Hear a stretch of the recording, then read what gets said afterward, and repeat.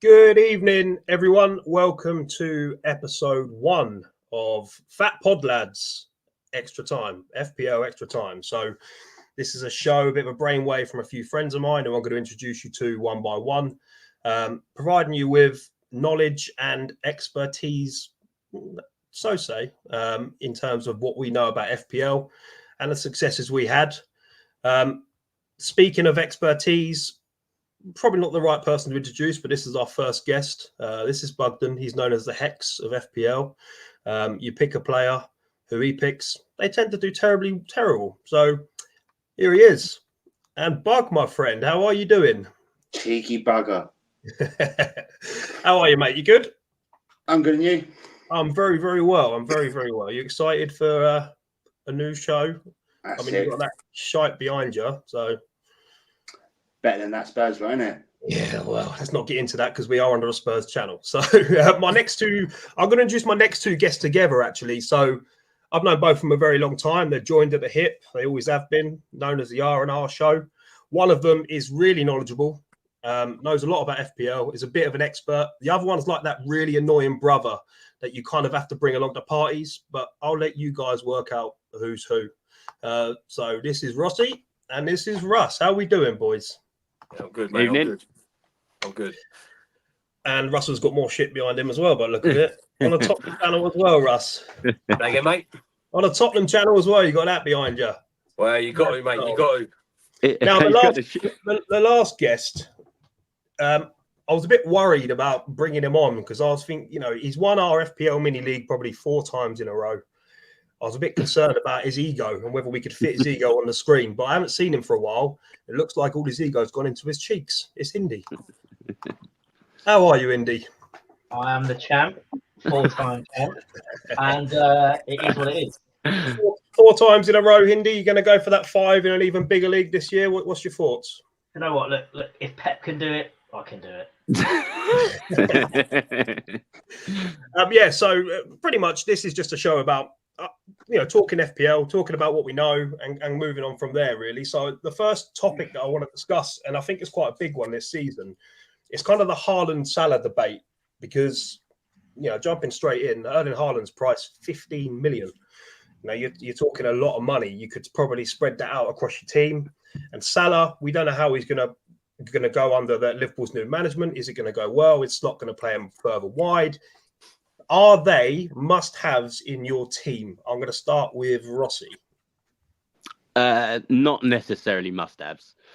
I've got a couple of teams that I'm not too sure on. One of them's got one in, one of them's got both in. I've also got another team with none of them in. But it's a lot of money, 15 million, personally. Yeah. No, I agree. 50 it's mega money, but then you kind of look at Haaland and you think, if you don't put him in, you've got that risk that he goes and gets a hat-trick and the person you're competing against. He's a machine, isn't he? Let's be honest. But for the same price as, let's say, 2 midfielders that could, all right, singly not get the goals, but doubly could get the goals or assists, this new bonus system, all of that stuff coming into it. So it's a hard one to go 15. Yeah, it is mega money. A couple of people in the comments already. Tom, hello from Florida. How are you doing, mate? Thank you. Tuning in to episode 1. Jay, tuning in as always. Jay, it's good to see you, mate. Thank you for tuning in to this brand new show. I'm going to pose the same question to Bugden next.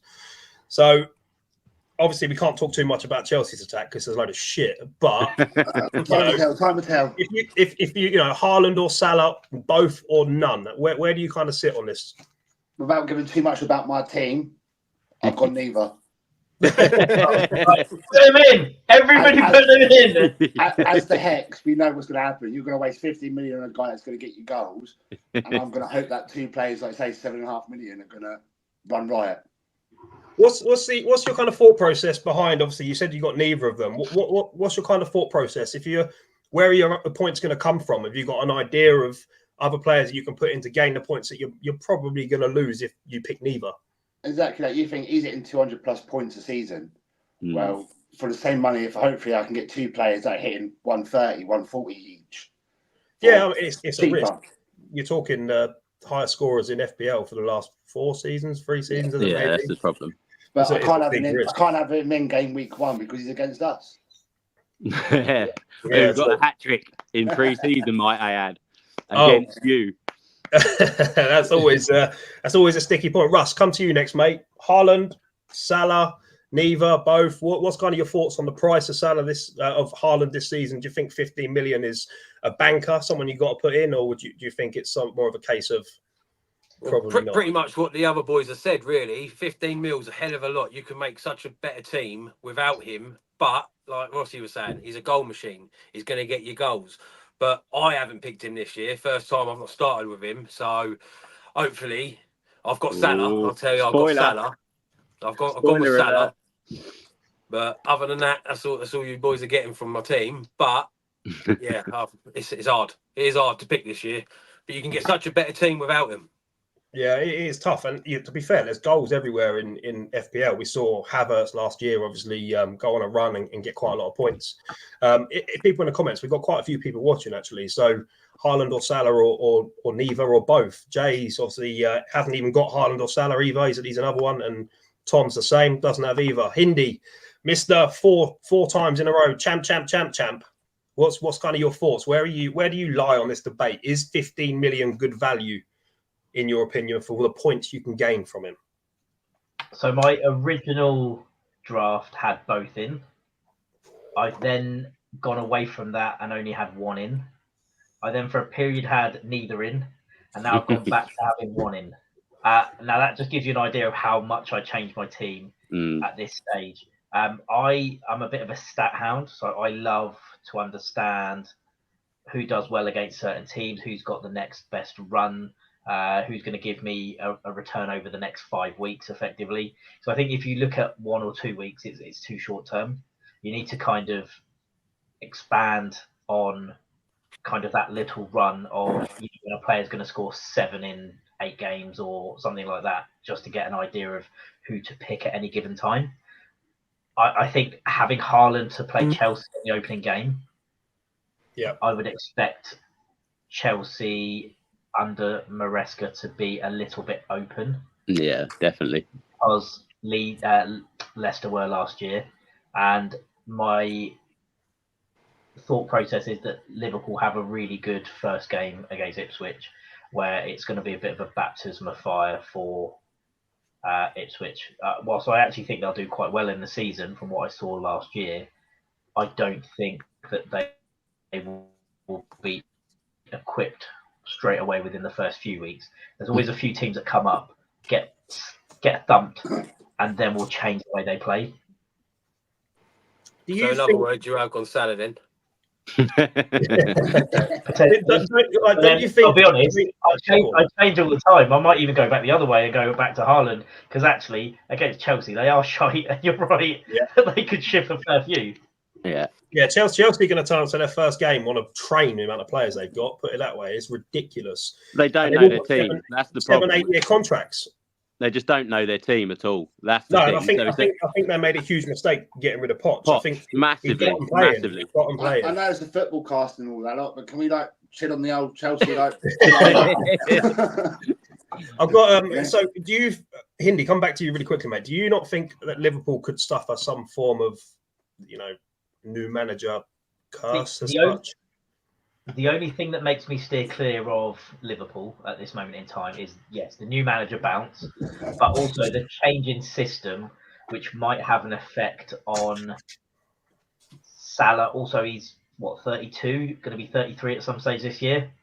I feel like there's always a drop-off with players, and I don't want to get caught in having to spend or having spent 12.5 million, and then slowly his price just drops down and I'm left. Russ, what was you going to say, mate? Jump in. Yeah, thing with that, Indy, Liverpool pre-season have had a great pre-season. New manager. So I think that new manager bounce could work for Liverpool, to be fair. The goals they've been really good come from pre-season. Diego Jota and Luis Diaz. Well, this is it. So 7.5 million.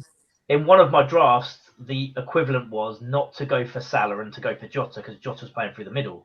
And I feel like having a centre forward just always gives you a good bounce, and also he's counted as a midfielder, so I think it's criminal not to have him. Bonus points as well. Yeah, it's just whether you know, not rant on about Liverpool too much, but obviously they spent a lot of money on Darwin Núñez. You know, I know he can't hit a barn door with a sniper rifle, but the reality of it is, are their board really going to be like, you know, we have to play him? We spent a lot of money on him, and they're going to bench him and play. I can't see it with a new manager. Go on, Bug. So we spent a lot of money, and not everyone plays. Yeah, but you do. Team, mate. I just think I think Liverpool will rotate a lot this year because one, new manager, and two, they've got let's be honest, Gakpo has had Euros, amazing Euros. He's got a slot in somewhere for me. I don't personally think he starts, and then I agree with Indy. Salah's another year older. He's in a different position that he's used to with Klopp. There's been the Saudi talk. I don't think he'd go or anything like that, but there's been the Saudi talk. Pre-season, although Liverpool have looked good, everyone else has scored, but him really assisted. So Liverpool are good. I saw a bit of Liverpool pre-season, and one thing I noticed about Salah was how wide Slot wants him to play. Yeah. He is pinned to that touchline, proper pinned. Whereas obviously under Klopp, he was more, you know, more inside and come in more and do more. I've noticed under Slot, he is pinned to that right-hand side. We've got a couple of questions coming in, but good. This is quite an interesting one. So, Jake, cheers for tuning in, mate. That's a good question, Jake. Vardy or Saliba, both at 6 million, but who would you all choose apart from that Arsenal fan? So let's ignore us and go straight. To be fair, I'd go Guardiola. Yeah, personally, he's more attacking than Saliba. Don't get me wrong, Saliba's good for clean sheets, but attacking wise and setting up goals and getting goals, I personally would go Guardiola. Yeah, the only problem I see with that is Pep. He loves playing the 4 centre backs across the back, and he loves switching it up and things like that. Although I think I agree. I totally agree. Right, yeah, Jake, I think Guardiola's the one out of them two by far. I love Saliba. He's absolute Rolls Royce of a defender. But Jake, time for you to learn early. Learn early. If I say Guardiola, I do that, Jake. Go Saliba. Go the opposite of Bug. I'm the opposite for a reason. Yeah, but I'm Guardiola personally. Indy, come to you, mate. I'm going to take the comment down so we can see your face. We can see your cheeks at the moment. But if, in your opinion, Vardy or Saliba, or do you think there's another option which is being overlooked? History tells me Arsenal have the best defence in the league. I would much rather the guarantee of 4 clean sheet points, plus he's guaranteed to play every week. He will play if he's fit. Whereas Guardiola will always potentially be a potential risk with rotation. And also Pep will bring them on, which means when you get 1 point versus 6, it's a no-brainer. I would always go Saliba. And last year's points tell me that Saliba got 150 plus, and I think Guardiola got 123. And Guardiola scored more than Saliba probably, but it's the clean sheet less. That played less. Yeah, definitely. That's because I had him in the team. Buck, in your opinion, then, just very quickly touch on that. You know, who are you going to pick so we know who to avoid? Out of them two, if you want to get a cheap Arsenal defence, best way to go, I think, is Rayo and Gvardiol. That way, you get the Arsenal defence in there for a cheap 5.5, and you get Gvardiol's attacking still. On the other, can I just as well? You got to mention Porro. Yeah, I'm a Tottenham fan, obviously. And I think Pedro Porro, he gets overlooked a little bit with the way way Ant plays. The problem is Tottenham. No offense, they're open. They're good attacking, but they're just as bad defending. So, but he does love a shot, and he does take a few corners, free kicks, and things like that. If Maddison ain't on, so that's it. So I think Maddison being on is key because Maddison, when he's on, takes corners, free kicks, which means that Porro isn't taking them. Yeah. So therefore you're relying on him on open play. And if he's not getting a clean sheet, you're relying on him scoring or assisting, which Udogie was better at that early in the season until Udogie got injured and Maddison got injured. Then Porro was very, very, very handy. But then price range, if you are looking for that 0.5, it gives you that little jump from, for instance, Guardiola, who you think is going to get rotated. You may as well have Porro, save 0.5. He's playing every week. He's got just as much attacking threat as Guardiola, probably not as good defending threat. But And you know, touching you've on got obviously using 0.5. that to go back onto the original what we first started with Haaland versus Salah, that 0.5 could be the difference between having Haaland or Salah and not having Haaland or Salah. So there's a lot of interesting comments. And going back to that the Salah one, Jay said the only way to get like Haaland and Salah, Palmer and Son is to buy all the cheap players. Yeah. I actually think that excluding Haaland and Salah, I don't know how you boys feel. We've all played with our teams quite a lot at this point. You can actually make a very, very strong team this time round. I think that with or without, I think personally, but it all depends what the gamble is. If the gamble is they've got a good 5 fixtures, we'll hit them 5 fixtures early in the season and see where the teams settle. Then you get your Fodens and your people like that who you think might not start the season. You can get them in, or you go for your informed players, or you just go all out and you go for 3 or 4 big players, and then you have to hope that some of them lower players are going to get you points. They're going to have a good season, and you've got them before they go upturn on the old price. But the only downside to having cheaper players is if your big hitters are doing jobs and your lower price ain't, you ain't going to be able to get anyone else in. Can't change. Can't change. That's the problem. Yeah. So you're praying that they work. What was you saying about to jump in? Oh no, go ahead, bud. I wasn't saying anything. I was going to say something. What I was going to say is there's a lot of value around the 5.5 to 6.5 million range this time round. Many good players. Year, the only one of that range that really took off was Palmer, and I had him at 5.5, and by the end he was very expensive. But if you can get them early before they go off, I think it makes a big difference. This time up round, I see people like Morgan Rogers, Hudson-Odoi that might be really good value for their teams. Yeah, definitely. It depends on whether their teams have a good season. Now, my worry with Villa is that they might be overstretched in terms of Champions League. 100%. But at the early stage, that should be a problem. But also whether or not they have the bottle to play Morgan Rogers starting, or whether or not it will be more likely to play a reasonably big hitter. I know that Diaby went, so that should give him a bit of space. I'm hoping the reason that he went is because they know what Rogers has got. But at the same time, it wouldn't surprise me if he doesn't start and he's on the bench and he gets a few 20 minutes here and there, because that's what Garnacho got, and then all of a sudden he just kicks off.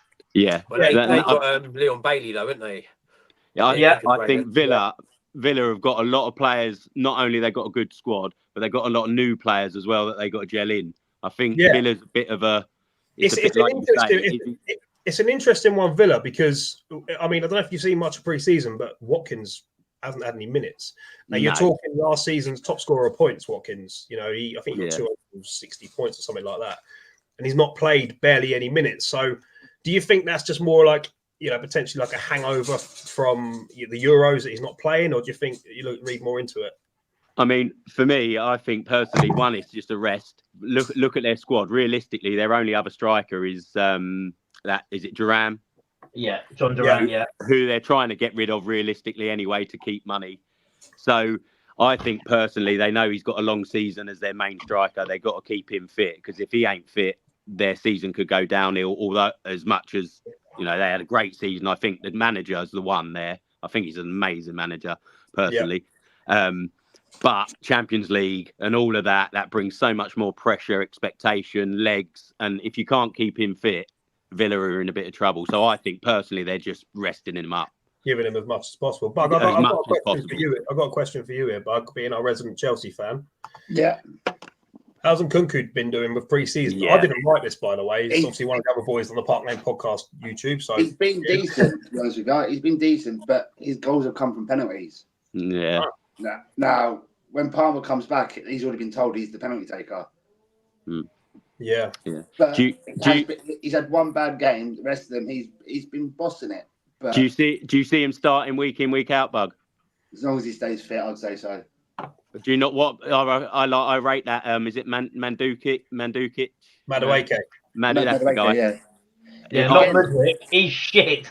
No, I like that. I like that other guy though. Noni's decent. He's just he's young. He's not going to get played.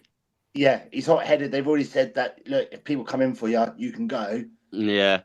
Madueke, that if someone puts the right offer in, financial fair play, we're getting rid of him. But Lukaku he's such a good price, 6.5. Like Indy said, that bracket this year, you can get so many good players for 6.5, and even like you say, down to 5.5. Crazy. Exactly. That's why I've gone for him over Palmer, because everything goes through him. Everything goes through him. If Jackson can finish, he'll get a lot of assists. What do you make of that quickly, Bug, in terms of Chelsea? Because obviously they were looking at signing that Omni Moron or whatever his name is, or Omni Moron from obviously that's fallen through. Why are they still looking? I mean, I saw Chelsea puzzle me because I saw somebody put out a tweet the other day. They can fill an 11 of goalkeepers. Yeah, like crazy. Puzzle me. Like, why are they've got Nkunku, they've got Jackson. You know, I don't know who else they got up front, but who else are they trying to sign? Lukaku. They've still got Lukaku. The problem is we're trying to sell everyone to make the financial fair play even. That's why we're paying them off in like 5 years' time and selling all our young, decent players because. So we're trying to do business that way rather than just secure a decent starting 11. Yeah, it's madness. Like they sign in all these players for 7-8 million, and they offer Conor Gallagher, who's been there, in my opinion, doing well for the last 2 or 3 years with them, 2-year contract. Because obviously he's homegrown, and they got to try and balance them books. Yeah, I saw somebody made a comment about Gallagher. Actually, Jay said it'd be interesting if Gallagher goes to Atletico. If that doesn't happen, then would Spurs? I think he's already gone, hasn't he? No, he's come back supposedly. It didn't go through, so it felt that Omni Moron deal fell through, and then Gallagher fell through. And they're trying to do a Felix, aren't they? Yeah, Felix, a little swap deal for Felix and Gallagher plus a bit of money or something. I mean, I could see Conor Gallagher at Tottenham. I definitely could. I mean, he wouldn't be my first choice, but I think he's perfect for Tottenham personally. I can give you my honest opinion about Gallagher. Don't rate him. I think he's just he's a work engine which a team need personally. Yeah, but he's also, we go on a counter, he turns like milk, and then all of a sudden 2 banks of 4. But his press is ridiculous. His energy level, his work rate, his energy levels, man.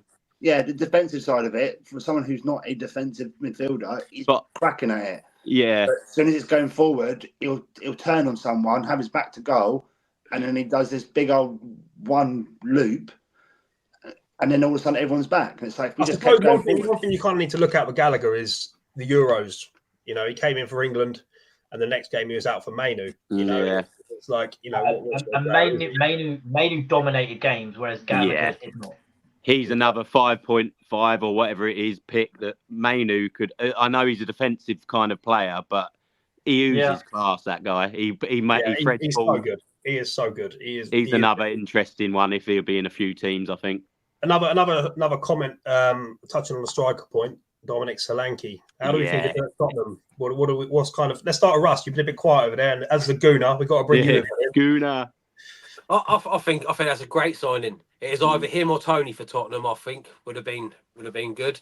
The thing is, he's going to have Maddison again assisting him this year, which is a lot higher class than what Bournemouth are.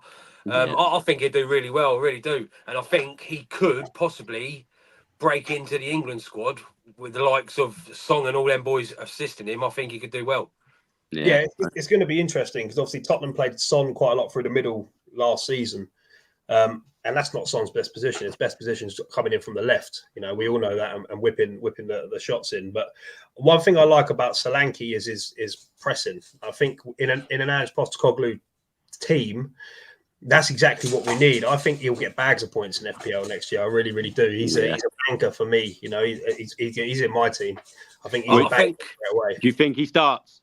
First game, 100%. I mean, what did Ange say? I think he came out the other day and said that he's pretty much ready when he's getting used to the boys, but he's fit already. He's been training, so I think he goes straight in. Ange played Van der Ven, didn't he, last year? Straight away, only being there 4 days. Yeah, it comes straight in. Go on, Russ. Sorry, mate. No, go on, mate. Go on. Who do you think? Because Kulusevski's looked good. He's not going to drop Son. He's not going to drop Maddison. So who's going to be the? What's he going to do? You reckon? I think it's been interesting. Obviously, you've got Bergval, who's looked really, really good. But in his age, and you got Michael Moore, who's obviously 17. He's also looked really, really good. But I personally think that he'll he'll more than likely his preferred start in front three is going to be Brennan Johnson, Timo Werner, and Solanke. See, I you'll have. I think Johnson will go under the radar this year. 100%. I think he's better than people think he is. Come over to you, Bug, and I've missed a quiet one. Let's get a Chelsea's opinion on Tottenham. Do you really want the honest opinion? I don't want to see that background again, mate, with a trophy cabinet. We all know that one. What's my honest opinion? What do you make of the Solanke? Do you think he's going to be getting lots of points in FPL? Do you think he's going to be banging in the goals? Do you think he can improve on 19? Think he got for last season? That's the thing. Is he going to be penalty taker? Probably not. Probably not. Where most of his goals come from again. Yeah. Penalties.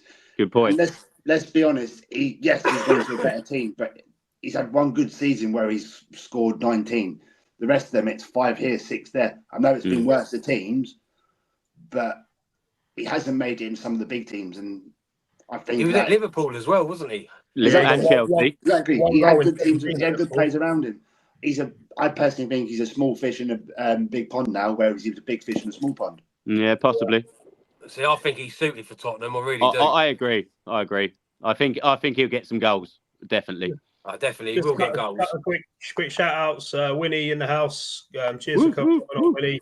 Luke's obviously in the house still. We got my wife's actually watching from upstairs. Hey.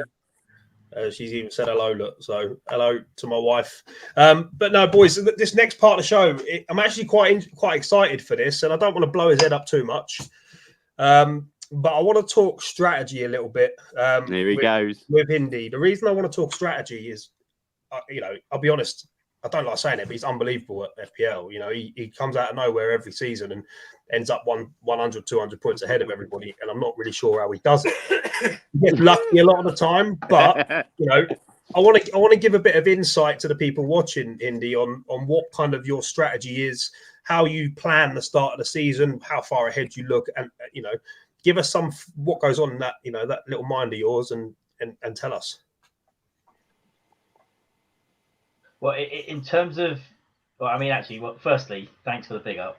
I mean, it is champ and all that. It is what it is. Look, I've won plenty of money on FPL, mainly all of your lots, and it's nice. Money won is far better than money earned. Now going on to strategy, I find that a lot of people are very reactive in FPL. So if somebody scores on the Saturday, I need to get him in for the week after.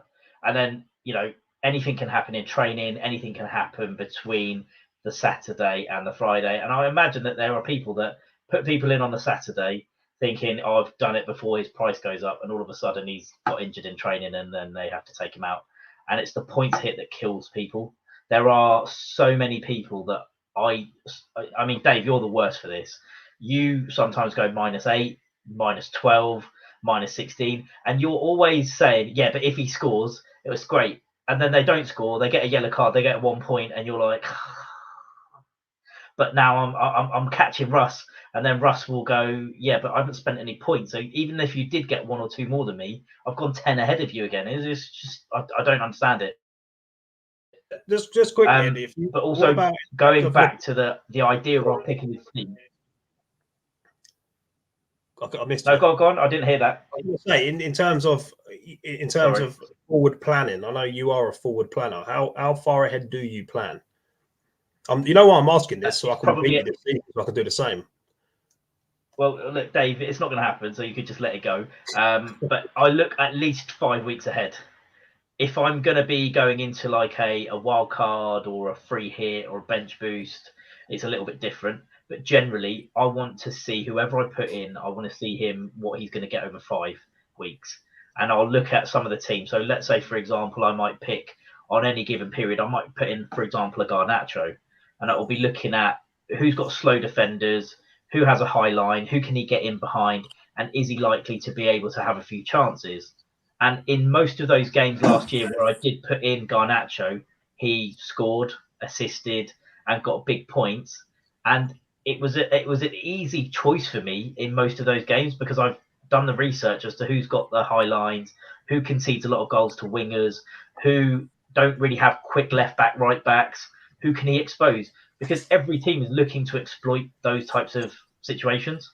Can you slow down? I'm making notes here. Can you actually write? No, mate. No, I can't at all. Thumbprints, aren't they? Yeah. So what?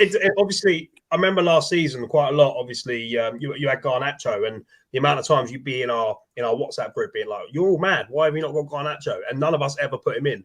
2 goals later, 2 assists later, and people still hadn't put him in. And you're all looking like you're wondering why I'm 200 points ahead of you. But to be fair, he had Garnacho on the bench, and one of his players didn't play a lot of the times last year. So he got lucky. Yeah, he did ride his luck, but you've got to have him to get him. So you create your own luck, then let's be honest. Yeah.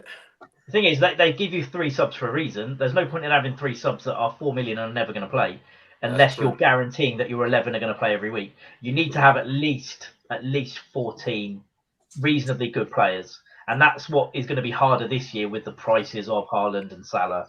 But I think there's a lot of value out there. Yeah.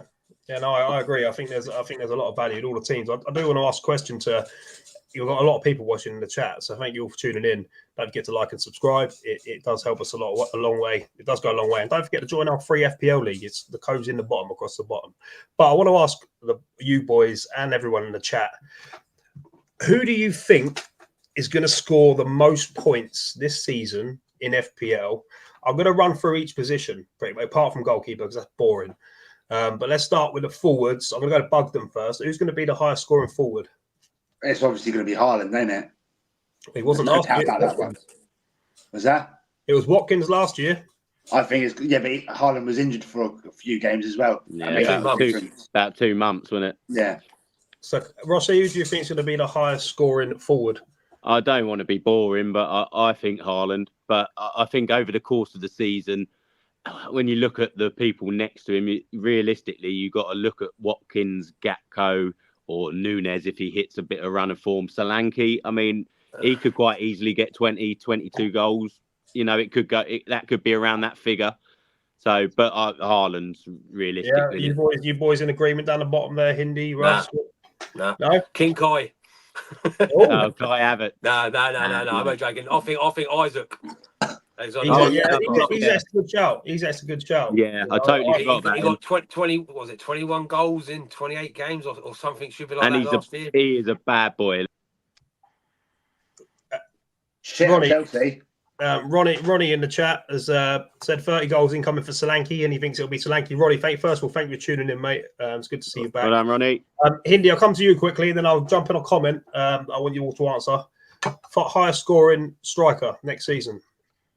I think it will be Haaland, but I think he'll be better than last year if Kevin De Bruyne can stay fit. I feel like that is very reliant on good service, and I think without him, I think Foden does like a shot. I think Kevin De Bruyne prefers an assist. It's just the nature of it. And I feel like a lot of Foden's points last year might have been Haaland points had it been Kevin De Bruyne making that pass. Go on, Robbie. Do you think De Bruyne plays a lot then? I think he misses a lot of games. I think if where he was talking about Saudi, my worry is that the league closes for our summer window and Saudi stays open, and there is potential that the likes of Salah, De Bruyne are prime for potential big moves because everybody's got FFP issues, and ultimately Saudi money is what sorts it all out for everybody. But if he stays, if he stays at City, do you think he's the starter every week, De Bruyne? I don't think he's the starter every week. I think City have got a bit of an issue. I saw somewhere that they're trying to buy Luis Diaz, and there was potentially a bid going in for Liverpool. Now I don't know if that's nothing or actually something. It wouldn't surprise me if they wanted to go for somebody like that because, again, Diaz is very direct but also likes to cross it in. Whereas I think Jack Grealish has dropped off last year, and I think injuries have played a part. And I'm not sure what the situation is there, but they seem to play better with someone like a Doku. But Doku is very much a shoot first player rather than an assist first player, which isn't very Pep. Yeah. See, I think if they're going to go for anyone like a Diaz, if you're saying that, I think they go Eze all day long. Yeah, fair. Yeah. To staying with City really quickly. Obviously, Ronnie just reminded me. Actually, I forgot about this. Obviously, Oscar Bob fractured his leg. No, nightmare. Yeah, so he's out for a few months. I wish I hadn't said anything because I guarantee one of you have got him. But yeah, I've got him. Cheers, Dave. But yeah, it is sad. I just want to I want to do the other positions quickly, but I'm going to ask you both at the same time, pretty much. So, defender, midfielder, Russ. Defender, I'm going to say Trent. Just because he does it year in, year out, assists, he scores goals, takes corners. For midfield, it'd have to. I'd probably say it's got to be Salah. I'd say. I do think Salah. I do think Salah. But Trent, I think Liverpool are right up there again this year. New manager bounce. They playing well. I could be wrong. Hope I'm wrong, but I just can't see it. Go on, Bug. What do you reckon? Defence, I would have said Trent as well. Like I say, he's on everything: free kicks, corners. He shoots. He gets a lot of assists. It's like you say, if Liverpool bounce back, he's up there every season. Even when they were rubbish last season, he was still up there. And then midfield, I'm going to go for a wild card here because I think he looked quite good in the Community Shield. Bruno Fernandes. Huh? I think if Man United come out the gate swinging, I reckon he could get a lot of points. Yeah, takes penalties as well, doesn't he? Yeah, and free kicks. Indy. Which players are we saying? Midfielder and defender? Defender, midfielder. Okay. In your opinion, highest scoring defender, highest scoring midfielder. I'm interested that these guys have said Trent, and I like the fact that you've said Trent because he's lower priced than he's been in a long period. My worry is that a lot of people have always not liked his lack of ability to defend. And with a new manager, I wonder what his position will be, whether it's going to be less attacking or whether it's going to be more attacking in this new Liverpool system. I think for the price point, given the consistency over the years that they've always had quite similar points, I'd arguably go for Robertson over Trent for that 1 million saving. Because they're in the same defence, so if they get a clean sheet, they get the same points for that. Then it really does boil down to assists and goals. And Jota's very good in the air and is playing up front. And I feel like those opportunities to get headed goals for somebody like a Jota, whilst he's quite small, which is crazy, but he's so good in the air for his size. I feel like that would give you the opportunity. But at the same time, corners, Trent, free kicks, Trent. So there is the upside for Trent, but it's whether or not you pick him at the right times because he goes through spurts of good periods and then he also goes through spurts of not so good games. And I feel like Robertson's the more consistent player over the course of a year, albeit last year he had lots of injuries and therefore wasn't consistent then. But I always have a habit of going for the cheapest option in those good defences. I've always picked up the likes of a cheap Arsenal defender versus an expensive one when they're in playing. Equally, like last year when Trent was injured, I put in Conor Bradley. They've always picked up points. And I know that a lot of the other boys did the same. And we all had a really good run from those types of scenarios. For a midfielder, I've been watching a lot of Man United pre-season.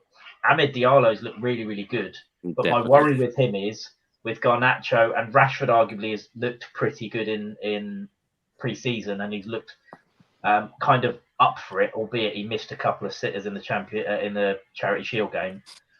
There's always this thought process that 7 million for say a Rashford is way too cheap. Yeah. Considering the likes of a Amad Diallo are 5 million, 5.5, Garnacho 6.5, Bruno Fernandes 8.5, and we'll take pens. It's far more value than say a Salah for 12.5 versus a Bruno, because the point difference between them is maybe 40 for 4 million. That could be the difference between maybe like a Muniz to a Haaland if you are good with your money. Yeah, that's a good point. And what about your midfield pick? Who do you think is going to be? Obviously, just quickly before you answer that, if you have any questions for us, put them in the comments. I will be getting to the questions very shortly. I can see a couple already ready to go, but I saw Jake O's one, which is a very, very good. Yeah, I was gonna bring that up. That's my work, mate. I want to let Rossi have his say first. sitting What's there that? paying Midfielders and 80 defence. million. Yeah. I'll just go quick to move it along. I think Trent, but I also think if Trippier plays every game this season, I think Newcastle could have a good season. He's the same as Trent. He takes corners, free kicks, things like that. So I think Trippier for $1 million less could be good. For me, midfielders, I think Bruno's a good season. Salah, Saka. I think a cheap option. I think Smith Rowe's going to smash it at Fulham. Yeah. See, for me, another person that I think is who's that kid Brighton signed. Michu or whatever his name is. Whatever his name is.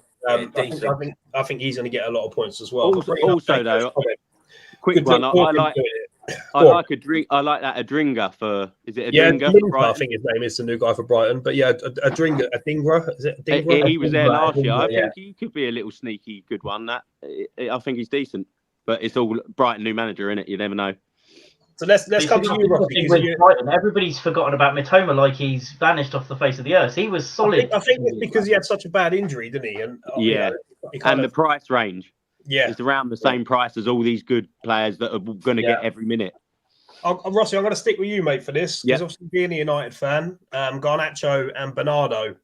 Bernardo Silva. Yeah. Oh, it's a tricky one. I do love Bernardo Silva, but as a United fan, I think Garnacho's the up and coming.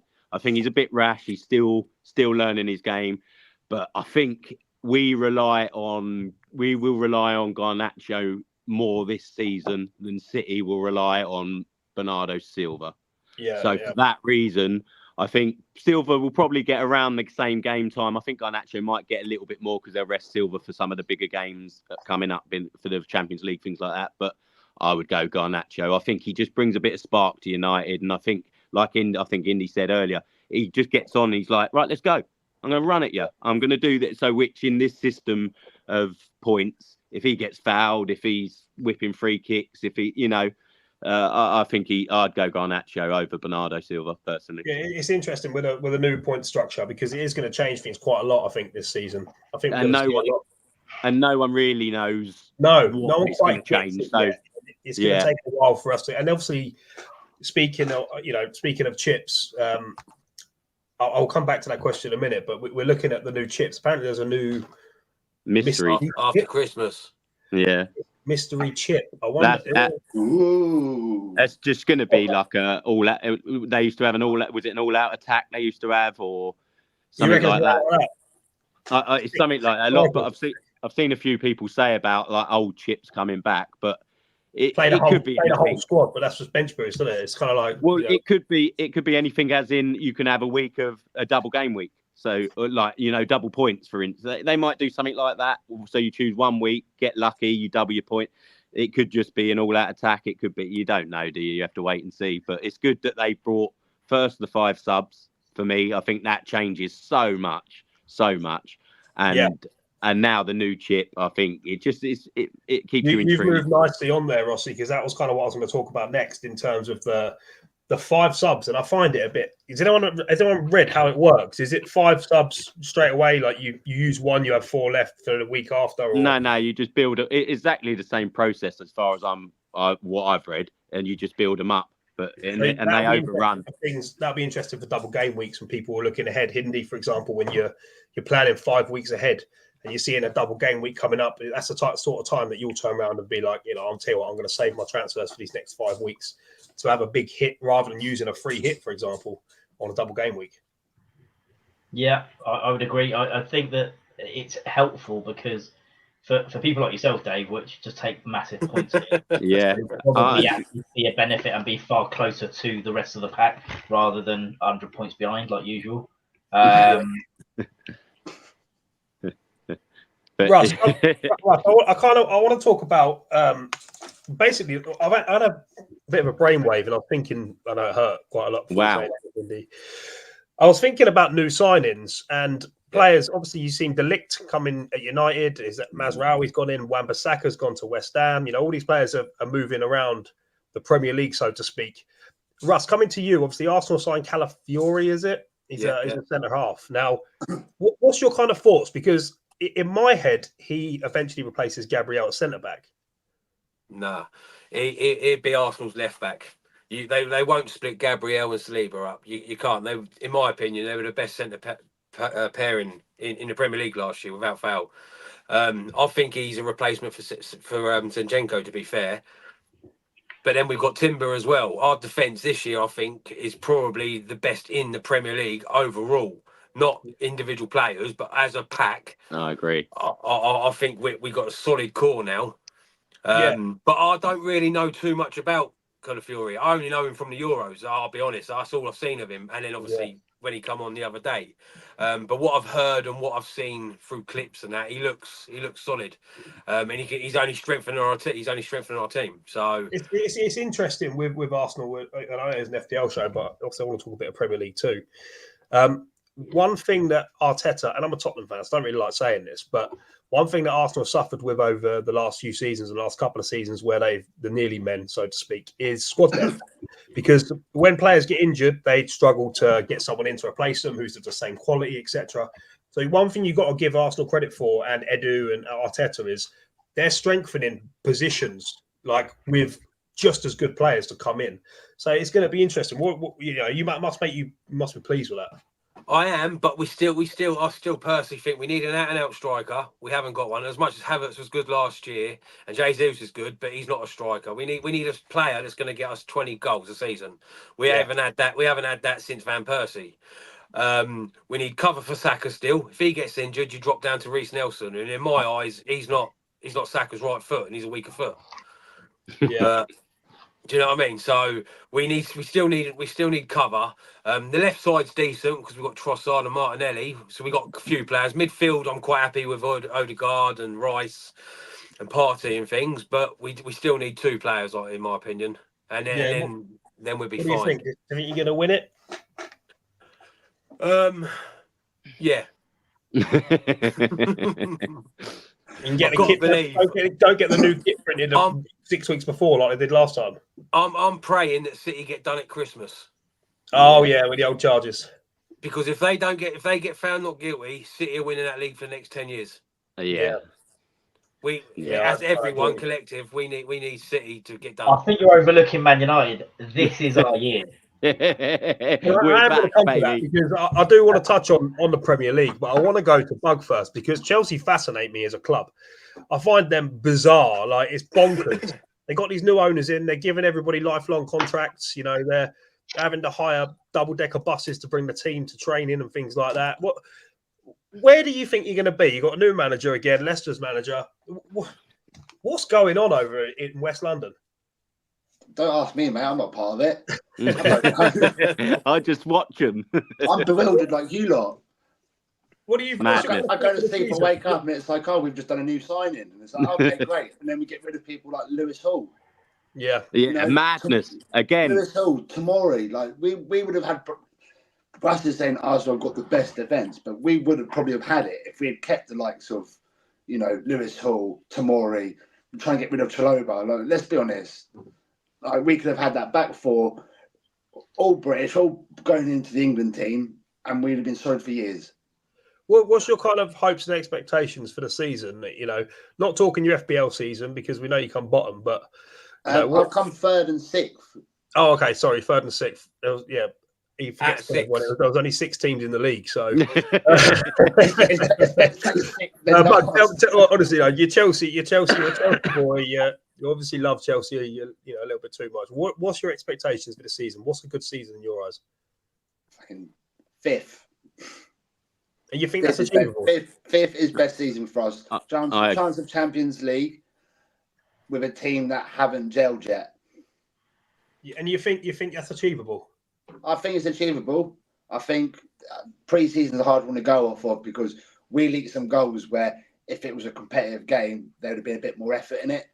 Like there was one that trickled past Colwell. If that was for 3 points, he would have been diving at it head first. This is what it is at the moment. Until we play a real competitive game, I've not got much hope than 5th. Stop sacking your managers would be a good start. Yeah, well, I mean, they'll go for everyone sooner or later. I'll get the job. That'd be funny. Now we saved the bridge again. Bottom of the league, mate. Two United fans, obviously Rossi and Indy.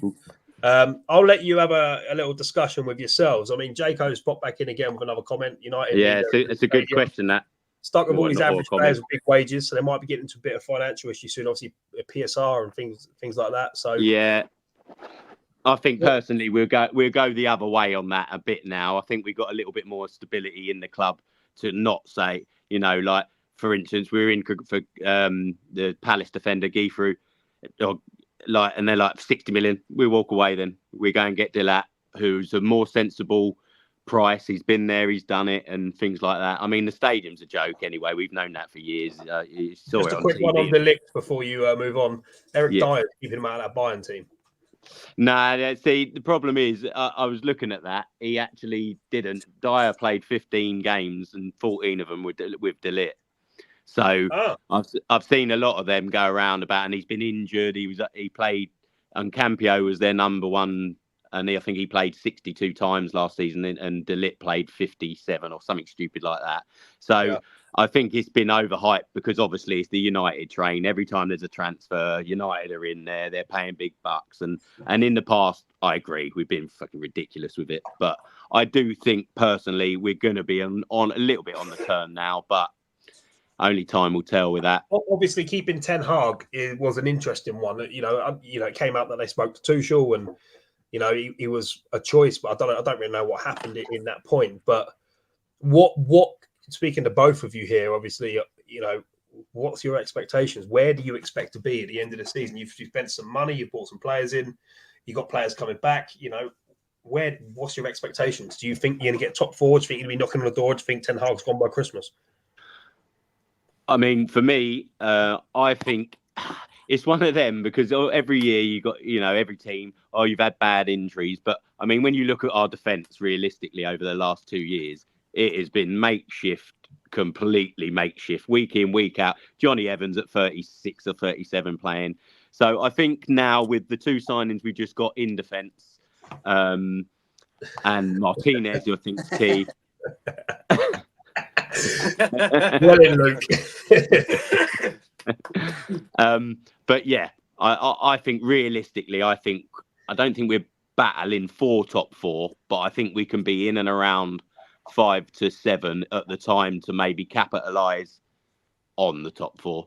Personally, I disagree. I think top four is realistic, but I'd like to think that we're one player short, and that's another holding midfielder that can probably get across the pitch. Like Casemiro's looked slim and trim and looked okay in the Charity Shield and has actually looked quite good in pre-season. I think we still need one other body in midfield at the kind of CDM role that allows other people to play. Who would you go for, Indy, in that role? Do you know what? There's not an awful lot out there. I know that they've talked about Ugarte from PSG, and I've seen all the stats. But the thing is, he's played in France, and he's played in Portugal before that. So I think that when you're playing for the best teams in those areas like Sporting and PSG, those stats are very much kind of swayed to somebody like him, who is recovering the ball back and then giving it, and it makes his stats look better. I'd be more inclined to suggest that we need somebody like a Basuma, who's a bit of a tank, to actually win the ball back. But the thing is, Basuma, if United come in for Basuma, that's 100 million from Levy because he's a moron.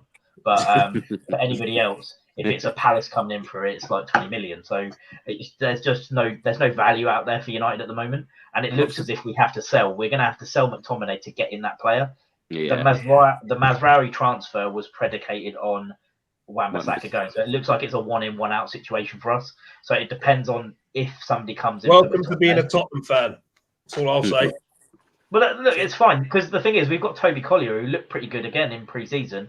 Whether he gets a run in in the first team is a question, but I'd be inclined to suggest that if the players that we've got are on contracts that are quite long, we keep them, run them down. Either they leave, if not, we wait it out. There's no point in spending a load of money on somebody and then having FFP issues and getting 10 points deducted or something like that because we spent £1 million more than we should have done. It's counterproductive. So where do you finish then? I'm thinking third or fourth. Rossi? I'm going fourth or fifth. Interesting. See, I will touch on Tottenham a little bit, not much, because obviously we do that a lot on the main show. But this season, I'm still kind of concerned. I still think we're way too open. I think that we're going to concede a hell of a lot of goals again this season. We can't defend set pieces to save our lives. That was evident against Bayern. But Ange plays a style of football, which means that when everybody gets on board with it, it does work. So I think for Tottenham again this season is going to be a waiting game. I think top four is realistic. I think adding Solanke makes it a little bit more realistic. So I generally think that fourth place is kind of where we're going to be. I think Ange is building a really good team at Tottenham. I agree. He should be a manager that in the next 3 or 4 years, if he's backed, will have you probably playing not only your best football, but will have a good nucleus of good young players to grow with. A bit similar to what Arsenal did with Arteta. Yeah. And you've got to back him to get the shite out. That's as simple as it is. I think, funny enough, as weird as it sounds, I think the two things that Arsenal and Tottenham have in common are that belief, the feel-good factor, and that we're going forward instead of backwards. I think that's the two things in common with Tottenham and Arsenal at the moment. They've just got the right manager at the right time who are choosing his squad, not the main man upstairs squad. You know, it's taken bloody long enough. And but that's it. And like Indy just touched on with United, we need to chill. It's not going to happen next year. It's not going to happen a year out. Look how long you lot. I mean, let's not talk about Tottenham. We'll go forever. But Arsenal, Arsenal, a good team back in the day when they were fighting with us. Then look how long it went. And now look what you got. Now look what you got from it, from a new stadium, new team, slowly building up these young players, and now you're the team to beat. You and City are the team to beat. Yeah, good thing with Arteta as well. It's his team now, so there's this season he has to win something, and he's got to win some silverware, in my opinion. It's his team, fully all his team now, so he has to win. If he doesn't win, then there'll be talks. Does he stay? Does he go? Get a new one. When you've got managers like Tuchel on the market, you know what I mean? That's inviting for most clubs. You look at. Go on. I don't think he goes. I don't think he goes. Even if he don't win nothing, I don't think he goes unless he chooses to go, because he nearly went. There was talk of Barcelona. Mate, he's next in line for City all day long. I don't think he goes from Arsenal to City either. I don't think he does either. Do you remember what Pep was saying about him though? Every time City used to play Arsenal, and when City scored past Arsenal, Arteta never celebrated or nothing. Pep used to say he's Arsenal through and through. Yeah, I can never see that happening. But I don't think they get rid of him just because he don't win a trophy. I think he's built enough of a team there to deserve time to see that through. Yeah, I think the thing is the similarities. You are right. Is the feel-good factor between Tottenham and Arsenal. I mean, you look at Ange, for example. When Arteta first came in at Arsenal, 6th, 7th, things like that. Tottenham kind of started. 8th. Tottenham started on that same basis as such. But we won an FA Cup. Yeah, I don't know what it looks like, mate. I can't even remember. So going off of all of our talks from our teams, then you've got one FPL pick from your team. One FPL pick. I'm going. I told you, Salah. Yeah. No. From your team. Club. Your club. From Arsenal. Who I've got? Go on. I'll go Saka. Not who you've got. Who you would pick? Like if you got one player you can put in from your current supported team, who you can choose for value, for points, whatever reason. Saka, yeah, I'd agree with that for Arsenal personally. I like Odegaard, but he takes our penalties. Yeah, every year he's getting better and better and better, and he's our star boy. Yeah. Yeah, so I can't overlook Son. As much as I think Solanke's going to do really well, Son's our penalty taker. He's our captain. He scored a lot. 10 mil though, and they bring him off quite often, didn't they? Yeah, but I think the amount of games he had to play last season was part of a factor in that. I think we've got a bit more depth this season now. So we had a lot of injuries, but for points ratio and for he is 10 million. If you're looking at value, Kulusevski or Johnson, because that's the value in my opinion. I think Brennan Johnson's going to be outstanding this season. It's just whether you sacrifice those goals from Son and whether Solanke takes over the goal threat and then Johnson provides all the crosses. And I think the problem. Go on, Ross. I think the problem with what you just said there, I totally agree. I think Johnson, I like Kulusevski, but it's always that problem of minutes, isn't it? That's exactly what I was going to say. They're It's always going to minutes. get swapped or rested or, you know. Now, Bugden's put a trophy cabinet in behind him. We're talking about Spurs, so he's gone for it. Tottenham's trophy cabinet, so we might as well go to him and ask him the same question, Rossi. Bug, you're up. Who would I Chelsea. pick from my current team? No, Chelsea. Who are you picking? If you got one I'd player, probably pick Gusto. Now that Reece James is injured, I'd go Gusto. yeah, it's not a bad little pick actually. Gone Chelsea under the have radar. I think he was probably. I know Palmer got all the goals and all that lot, but I think when things were looking down, he was always trying to get that ball back. He was always up and down that line. And he's a good player. Yeah, He got a few assists as well, didn't he, last year? Yeah. exactly. And And what price Would you not is pick? Is he Would you not pick Enzo Fernandez for his singing skills? Oh, God. I mean, I didn't hear any of his singing, so no. What is he? 5 mil, Bug, or To be honest with you, I haven't looked at him this year. he's not in his team then? There's a little. Yeah, there we go. Everyone pick him. Everyone get Gusto. To be honest with you, I've gone for a solid 4.5 million defence who do a lot of work for their teams. Oh, interesting. So What Luke about you, said- Indy? For go United, on. who are you choosing? So I've undenied about this a little bit because I do want a United player in my team. I have had Garnacho in and then I took him out. I've had Rashford in and I've taken him out. And I've kind of looked around to see what value is there. But it's going to be one of the two. I probably would go with Rashford over Garnacho purely on the basis. Would you go Rashford over Bruno? Value-wise. Yeah, would. the value in Rashford. The value in Rashford is really good this year. Although he's a bit of a donkey, he is really good value this year. I hate him as a player, and you lot will all know this, that I don't rate him as a player. Same. But for fantasy purposes, where goals, assists, and things matter, he is actually quite a good finisher on his day. He's up there with the best. When he's got his head right, he is a very, very good finisher. And for 7 million, this is a guy that, not last season, but the season before, scored 30 goals. Yeah.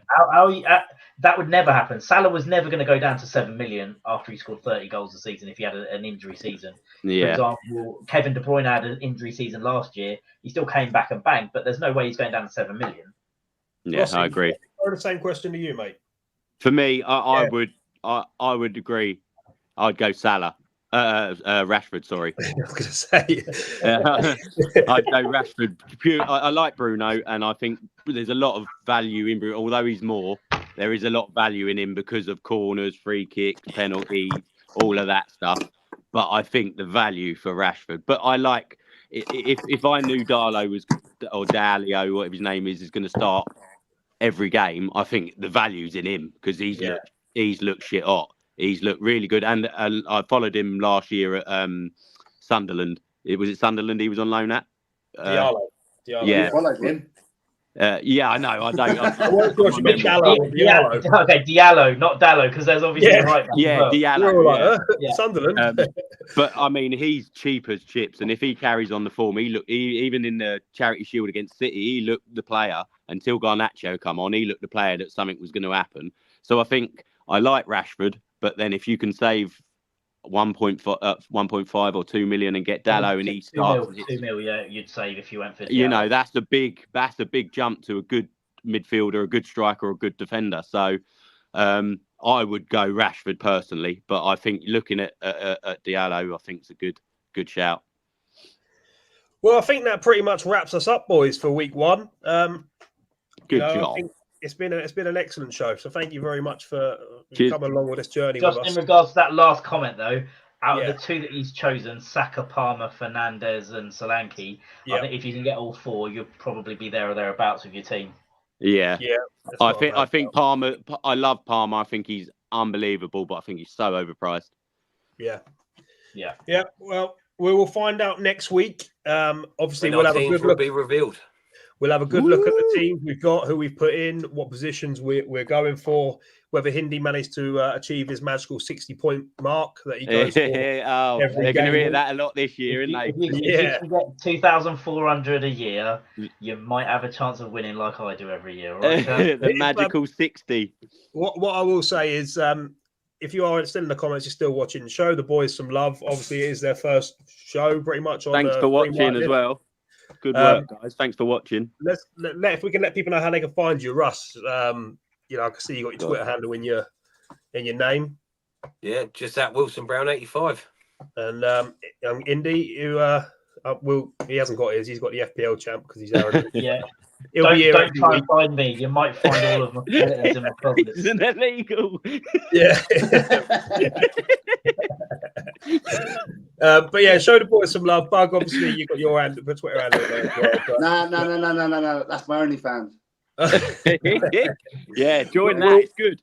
That is good. We'll be back next week. We are sticking to Wednesdays at 9 o'clock. Oh, cool. That's pretty much how we're going to be rolling for every week now for the rest of the season. Tune in next week for episode 2, where we'll have some team reveals, find out how the points got on. Get your questions in during the week. But yeah, once again, I really appreciate you all tuning in, and we'll see you all soon.